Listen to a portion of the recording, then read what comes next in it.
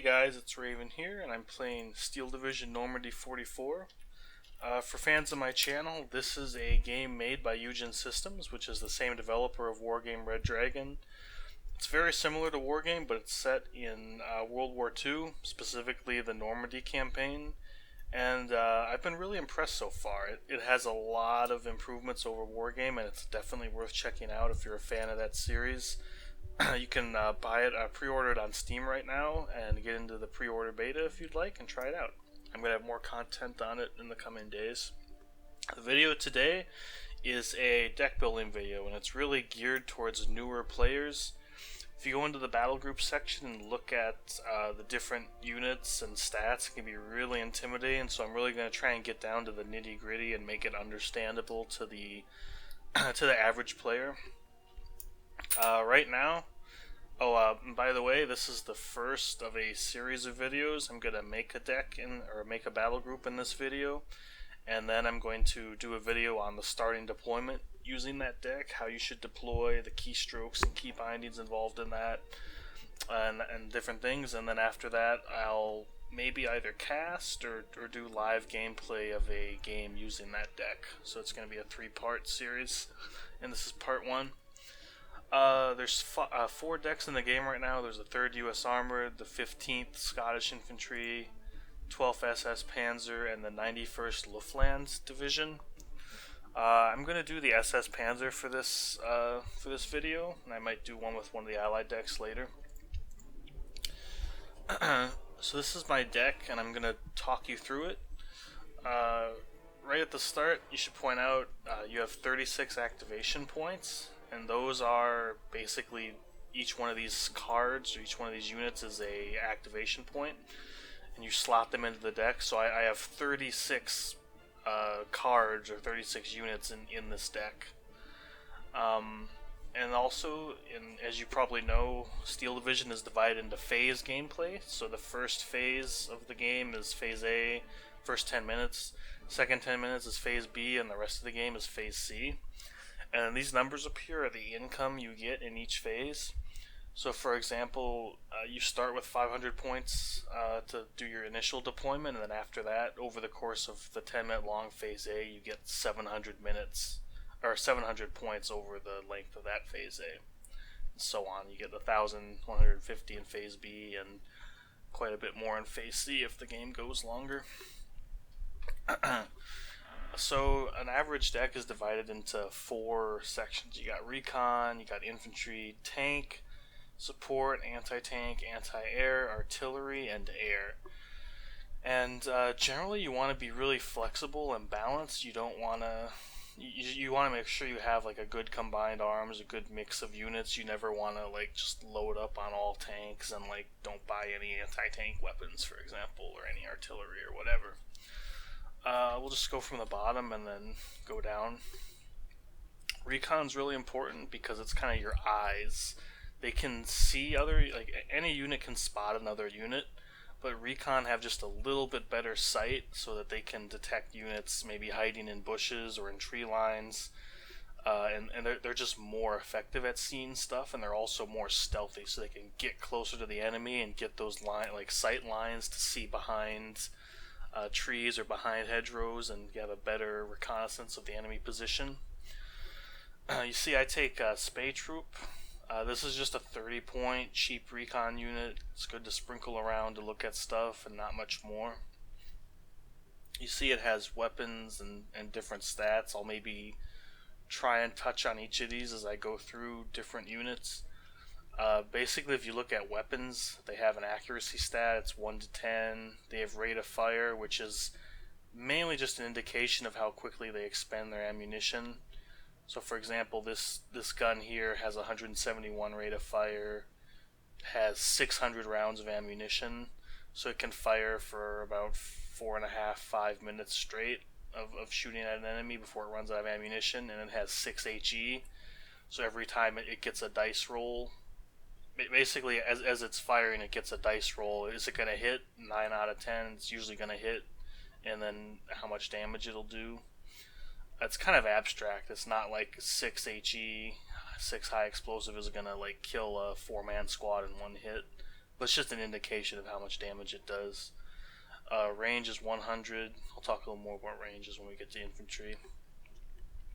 See, this is a 4-man recon squad. You can tell because the strength is at 4. It has very good stealth. It moves kind of walking speed, 7 kilometers an hour. It has very high optics. So, for example, this is a recon unit that has very high optics. If you look at an infantry unit, it only has normal optics. A 10-man infantry squad only has good stealth, whereas a recon infantry squad has very good stealth. So it gives you some idea of these units are really good at seeing things, and they're really hard to spot, and they're not really for combat. They're only 4 guys. They don't have, I mean, their weapons are okay, but they're only 4 guys, so they don't have the numbers to really engage in combat. So like I said, these SPA troop are just really cheap 30-point infantry to kind of, or 30-point recon to kind of sprinkle around and look at stuff. I take off Klar as well. These are 2-man squads, so they're really not for engaging in combat. But I think they're actually even a little harder to see than Spay Troop. It's just the stealth is still very good, but I think it might even be a level better. And they come in the SPW 222, the armored car here. That's a really nice unit. It's got a 20mm autocannon that can engage. It has AP and it has HE, which is armor piercing and high explosive. So that means it can target both types of units. It can target armored units with its AP rounds. It can target like infantry with its HE rounds, and also has a machine gun for supporting fire. This is a really nice little package with the Off Klar and their armored car, because it's kind of in phase A. It's like a cavalry unit. You drop the Off Klar off, and then you use the armored car to go wherever it needs to lend fire support, or maybe you can fast move up a road and be an exploitation unit. You should really be mindful though that the Off Klar package is 50 points, so if you take one of them, that's 10% of your starting deployment. If you take 2 of them, like I do, that's a 20% of your starting deployment. So this is really like a unit you have to be effective with for it to be worth it. You have to use the SPW 222, you have to micro it, you have to get around in good positions with it. So if you just buy the Off Klar and then move that 222 up somewhere and it gets shot right away, you're really just wasting your points. You should be buying the Spay Troop instead, which are only 30 points. But if you can micro your unit well, if you can use your 222 to great effect like I do, I think it's a really great unit. And then in Phase B, I take the SPW 223. This is basically just an upgraded version of the 222 with a little more armor, and it's also its own recon unit. It's kind of just a good Phase B exploitation unit, cavalry unit, and I like it. With this, there's 10 infantry units between those 4 cards, and I find that's usually enough, so I don't take another card. But you certainly could. And that's one point I guess I would make about decks is what I'm showing you right now is what I consider to be an optimal 12th SS Panzer deck, but it's not the only one, and you can have disagreements on individual units or stress different capabilities, and that's okay. You know, with this game, it's not meant to be a cookie cutter. This is the composition you have to be the most effective, or else you're gonna not do good. So this is a deck I like, and this is what I would use. But you could definitely have other choices, and it's not just like totally outrageous or anything. Let's go to infantry. Infantry is really important because it basically holds the ground. It's your defensive force, and especially in this deck, because it's an armored division. You can see up here the icon says armored division. Really, the infantry is more a supporting role to your tanks, whereas in an infantry division, you would say the tanks are supporting your infantry. So the Panzer Grenadiers, which are your mainstay, they kind of secure the ground and guard the flanks or flush out enemy units for your tanks to shoot at. Now, the Panzer Grenadier squad himself is really powerful. He's 35 points, so he's quite expensive.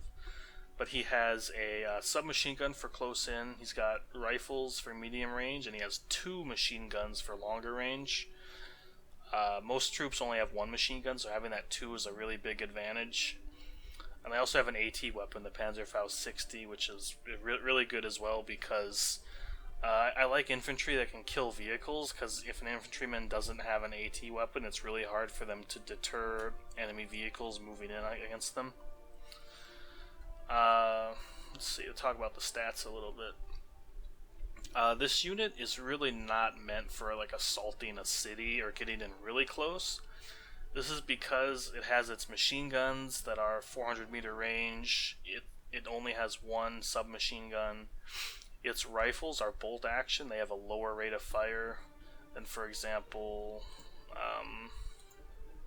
only has 2 guys. But you wouldn't know this from the stats, but just from my knowledge, the Kar 98 it's a bolt action rifle, so it has lower rate of fire and less damage than some other rifles, like for example the M1 Garand. So this unit is really at its best at 400, maybe 300 meter range, where it can use its machine guns, and other units with more close range fire aren't going to be able to hit it. So you really want to be using this unit in that little window between 300 and 400 meters, because you start getting closer and they start losing the other infantry.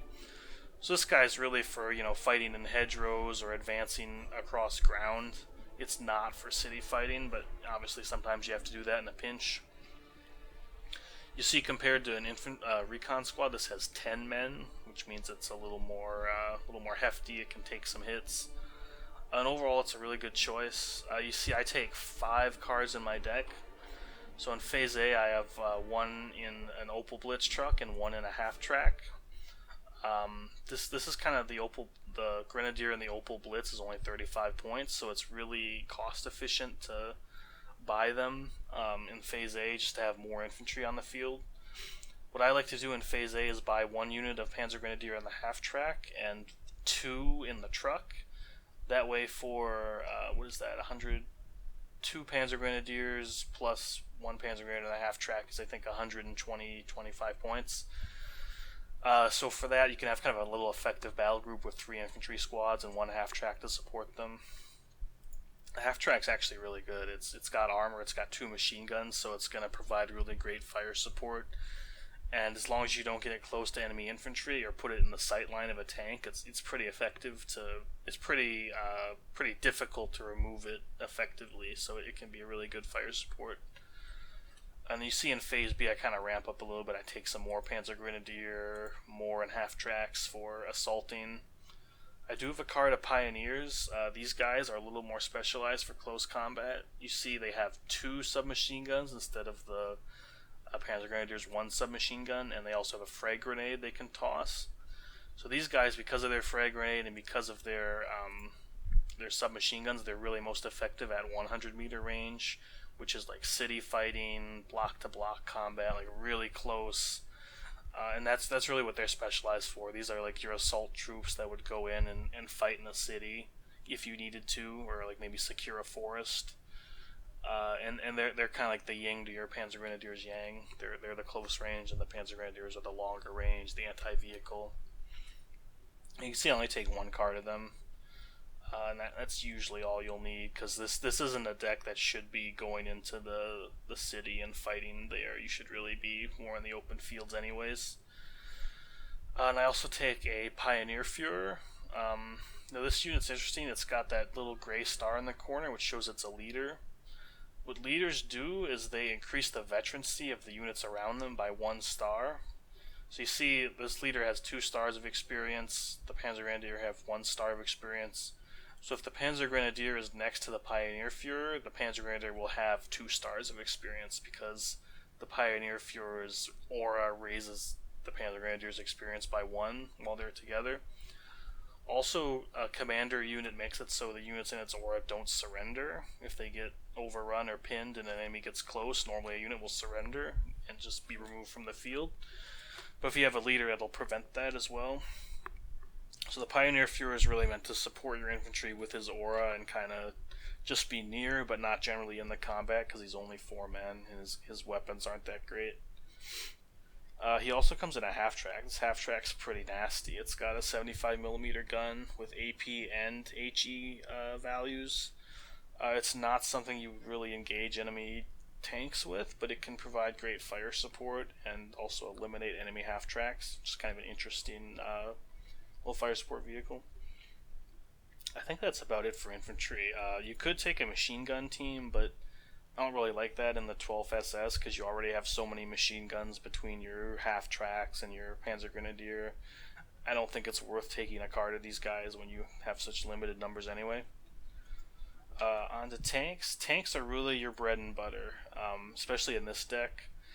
They're armored. They have machine guns. They have main guns that can engage any targets, and they're really the unit of decision for this deck. In Phase A, the only real choice you have is the Boita Firefly. Now, this is kind of a controversial unit because obviously it's a British Sherman tank that was captured and used in combat. And it really dominates Phase A. It's basically the strongest tank in Phase A. It has the highest armor piercing in Phase A. It's got the highest range. It has pretty good armor. It doesn't have HE though on its main gun, which is interesting because it can't engage enemy anti-tank guns with its main gun, although it can with its machine guns if you get close enough. That was really a balanced decision to prevent the Boita Firefly from just overrunning everything in Phase A. But this is really a high-risk, high-reward unit. You kind of have to take it just because there's not really any good other options in Phase A for this deck for tanks. You could take the Panzer II, but it's kind of crap, so I wouldn't take it. This unit, the Boita Firefly, it's 200 points. So keep in mind, in a 500 point starting deployment, that's 40% of your opening deployment. This is a unit you have to micro, you have to be really careful with. You don't use it up close, you use it kind of as Overwatch with its long-range gun to shoot stuff and remove enemy units, especially light tanks in the early phases. If you find yourself losing the Boita Firefly a lot in your games, then I wouldn't take it. You'd probably better off taking other stuff and not having that big 200-point basket of risk that this tank represents. But if you can be micro-efficient, if you can use this tank well, it's definitely worth it, and it's a really strong tool in Phase A that a lot of opponents have trouble dealing with. Let's see, do I need to talk about anything in the stats? Tanks and vehicles in general have 3 armored values. The one here is the front armor, this one's the side, and this one's the back. Basically you want to be facing your tanks towards the enemy because obviously the front armor is always the thickest. But this just shows that if you attack something from the side or from behind, you can actually do a lot more damage. So flanking or maybe persuade an enemy tank to turn its flank to you is a really good tactic. And you have to use that to your advantage. And you see also this is a tank that has very low optics compared to like a recon unit with very high optics. So something to consider, like this tank really needs to have a recon unit with it to spot stuff for it. It's not going to be good just on its own when running around. Let's see, Phase B, I shift to Panzer IVs. This is a command Panzer IV. It has really high veterancy, so it's effective on its own, but it's really there to buff the other Panzer IVs in my deck, which I take up vetted. These are, like, they're not the best tank. Like, they're hit really hard, but their armor's kind of weak. So you're not using these guys like on open fields. They're really more of a brawler, a close-in, fighting in hedgerows, fighting around tree lines, and they're pretty strong for their phase, but they'll get outclassed pretty quick as other tanks come in later. So be mindful of that. And then in Phase C, well, let me point out real quick. In Phase B, you could actually take the Panther D. I don't right now just because it's really expensive and it's not, I don't think, worth the cost. But it's definitely an interesting option to try and dominate Phase B with some Panthers if you want. Although it's not as good as the later Panther because it only has 5 accuracy as opposed to the later Panthers have 7 plus veterancy. You see in Phase C I take the Befehl Panther, which is a commander. It's really high armor, really good AP, really good accuracy. This is probably the strongest tank in the game right now. Really solid unit. It's vulnerable to AT guns, obviously, but you want to use basically the Panthers more long range, like at the 1,000 to 1,200 meter range. You don't want them in close because then you're going to start fighting Shermans that can pen you at those closer ranges. how armor piercing works is every 100 meters you get closer to your target, your armor piercing goes up by 1. So let's say you have a Sherman that has 1,000-meter range and it's fighting a Panther at 200-meter range. It's gained 8 AP from 1,000 meters down to 200 meters, and on a 10 AP gun, that's suddenly hitting really hard against a Panther, and it'll kill you. So you really want to be at longer range where enemies have a harder time penetrating your Panther, but your Panther's long gun and its good accuracy have the decisive advantage. And in general, this deck should be going more in the open fields anyway. Support's really a section for units that don't fit in anywhere else. You see, I take the SPW-223 Commander. It's just a cheap, fast commander in Phase A that you can wheel around to go wherever it's needed. I also take the 232, which is kind of the same thing a little bit later with a better gun and more armor. Really just, it's meant to help support your units with its command aura and guns, but it's nice to use alongside the 231 Recon unit, using them in tandem to exploit a breakthrough or a hole in the enemy's lines. Where was I? Support. I also take this little half track. It's just kind of a good little fire support half track in Phase A for 35 points. It has an autocannon, which again can target armored and non-armored units. It's only 35 points, so it's kind of a nice little investment if you think you're going to need fire support. And lastly, I take an Opal Blitz truck in Phase A. This is a supply truck, so what it does is it has 10,000 supply, and it uses that to rearm your units, and if they run out of shells, for example, you can rearm your mortar. I take it in Phase A rather than waiting for Phase B to get more of them, because so far I've never run out of supplies, and there's sometimes in Phase A where you really want those extra supplies, so I take it in Phase A. Anti-tank's a really important section, but I'm kind of disappointed that 12th Panzer only gets 3 cards of it. See, I take the up-vetted Pack 38. This is a nice unit to put in a tree line, and the up veterancy helps it as 1 star, versus I could take it 3 with no stars. I take it 2 with 1 star. Generally effective in the early game. It can pen pretty much anything in the early game, but it falls off later as heavier Shermans start to come into play. Generally I find AT guns kind of a mixed bag. Like they're really good, but then in later phases there's just so much artillery that they tend to get targeted a lot, and they have trouble being effective. So I don't take a later anti-tank gun in this deck because I have Panthers anyway. I do take a Panzerschreck squad. These guys are really nice. They're a only 2-man squad, but they have very good stealth, so they're like a recon squad. They kind of sneak around and get behind enemy lines or get up really close to an enemy tank and then shoot it with its Panzerschreck, which is a just really hard-hitting. You see, it has this infantry with anti-tanks have this anti-tank icon, which basically means they don't have an AP value, but they're really reliable at killing tanks at close range. So this unit will pretty much kill any tank it shoots at if it hits, and it has 10 accuracy, so it usually hits. It's really like a hard unit to use effectively though, because like I said, it only has 2 men, so it's really easy to kill once it's spotted. You gotta use it creatively, you gotta move in cover, you gotta dart around buildings to get behind an enemy in a city. But if you can use it, this is like a really high reward unit. It is 70 points with its transport though, so that's pretty steep. You want to be careful with them. Transport it comes with isn't too bad though. It's got a AP and an HE gun, so it'll be decent at removing enemy half tracks, which is a pretty big problem when you fight the US armored deck. Generally a good little package. I just wish it was a little bit cheaper. And lastly, I take the Jagdpanzer IV, up-vetted at 2 stars. This is a really great unit because right now, most of the tanks in the game can't penetrate 14 front armor at the max range.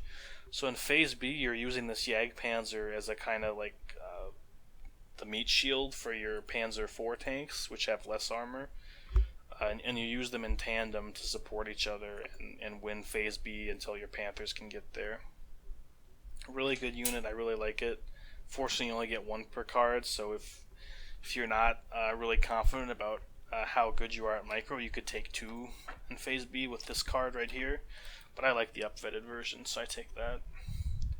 Anti-air is kind of problematic because right now I think the German anti-air there's something wrong with it. It's not as effective as the British or the American anti-air. Of course, you still have to take it. Really, in this game, anti-air is not meant to kill units as much as panic them and stun them and help your planes get the kill. You gotta use planes to get the kill usually. So to that end, I take kind of longer range anti-tank or anti-air, the Flak 88. I take the Flak 37, 1600 meter range. Position these guys kind of in the back, but not too far back, and make sure they don't have like a tree line in front of them obstructing their view. That's something a lot of people don't notice is AA can't fire like directly through trees, obviously. So if you have an AA unit directly behind a tree, it won't shoot the plane, and then it's no use, obviously. Generally, these aren't great. The Flak 88 and the Flak 36 will, because of their range, maybe stun planes and stop their dropping their bombs. So that's what you're hoping for. The Whirlwind's really just there. Like it's too short range to kill enemy planes, but it has really great fire support value against infantry in towns or in tree lines. So I use it for that. It's pretty effective in that role. Artillery, very important. I take a mortar in Phase A. This is a half-track mortar. 85 points, so it's pretty expensive, and keep in mind in Phase A you're only making 70 income a minute, so you can't afford this with just 1 minute's worth of income. So it really has to be a strategic buy. You only get it if you think you need it to remove enemy AT guns or enemy infantry. But it's a pretty effective mortar. I like it. Only 30 high explosive shells, so that's partly why you have the munitions truck in Phase A. It does have smoke. This little icon here, it says high explosive, but it has smoke shells that can fire. Basically, you target position the map, and it'll fire shells that create a cloud of smoke, which will obstruct enemy line of sight. So it can help you with like blocking an enemy anti-tank gun's line of sight or covering your movement, which is a really valuable tool, I find. In Phase B, I take the Wesp. It's kind of just a more souped up version of the mortar. It's longer range, harder hitting, but slower firing. Really more for saturating an area, doing suppression. And finally, I take the Wolframen 40. This is the walking Stuka. It's got these like really big bombs that it fires as like rockets. This is really for like stunning and suppressing an enemy or breaking up a really strong defensive position, because it'll melt infantry, it'll make tanks run away. It's really like an intimidation tool. So if you're gonna fire this, you want to fire it and then start in advance, because your enemy's gonna be reeling from the impacts from the Wolframen. Lastly, air. You only get 3 cards in the SS Panzer. Like you're not really meant to be fighting the air war. I have 2 cards of air superiority fighters, the 109 and the 109 with upvetted. These are really just to go after enemy planes and kill them. I wouldn't generally risk them strafing ground targets, because that's not what they're good at, and it's a risk, and it's not worth the reward you could get by strafing an infantry squad. And I also take the Focke-Wulf G3 with the actually that's the wrong one. Take the Focke-Wulf G1 with the 500 kilogram bombs. These are kind of heavy bombs you can drop and kill infantry squads or anti-tank guns, things like that, or maybe suppress enemy tanks. This deck doesn't really get very many other good options. Like the Ju-88's a good plane, but you can't get it till Phase C. The 109 rocket plane is okay, but I'd rather have the Focke-Wulf. So that's what I choose for this deck. You can see I've used all my 36 activation points, so I can zoom in and kind of like look over the deck, make sure I have everything I think I need. This is what I consider to be a really well balanced deck. I've used it in multiplayer quite a bit, but it's important to know that in this game, if you're a new player, you build a deck, but it's not like you just have that and that's your deck and you're never going to change it. After every match, like I'm constantly editing this. Like tomorrow it's going to be a little bit different than it is today. So you're always kind of tweaking a little bit, and that's one of the fun things about this game, is being able to kind of customize your little battle group here and take units that you think you need or that'll be good for you. And it's just a lot of fun, and I like working on my decks. I spend a lot of time editing them and talking about them with my friends. So yeah, this is my 12th SS Panzer Division. Remember, I'm going to have a video about its starting deployment, and then also probably a game where I play as it, which is going to be linked at some point after I post this video. And yeah, that's pretty much it. So thank you for watching, and take care. I'll post more videos soon.